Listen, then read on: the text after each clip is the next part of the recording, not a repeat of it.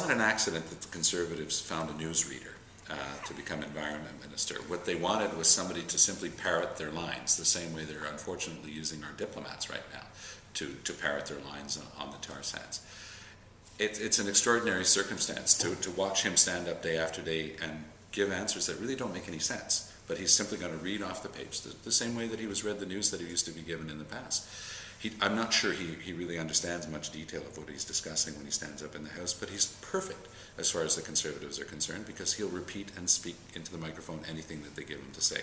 In the meantime, I can repeat and speak into the microphone something he told me. Which was? If you don't mind, sorry for the interruption, Sure. but I would respectfully disagree with those who you cite in their criticism of Canada as a laggard in the environment, such as former Jack Layton, the previous NDP leader. Right. Canada has, as a signatory to Copenhagen and to the Cancun agreements, has made a very firm, and it is an ambitious commitment to achieve 17% reductions by 2020. Right.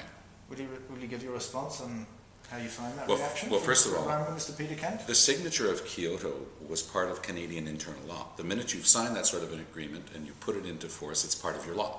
So for a law and order government not to respect our own legal obligations was, to say the least, a problem.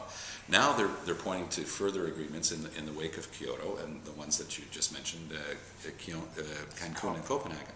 Yeah. But that's not going to get us anywhere with regard to what we're actually doing in terms of the environment. We're talking Are you happy with that target, Thomas? Are you happy with the target that he cites? No.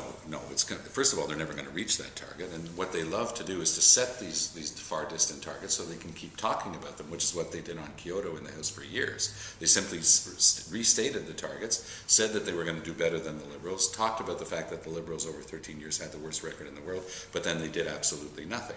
They're going to do absolutely nothing here as well. They keep also talking about intensity targets, in other words, reducing the quantity of greenhouse gases per barrel produced from the tar sands, for example. But if you reduce the intensity per barrel by, let's say, 20%, but you increase by 500% the number of barrels over the 20 years, you've greatly increased your greenhouse gas production. Unfortunately, that's a detail that gets often lost in the mouth of our favorite newsreader.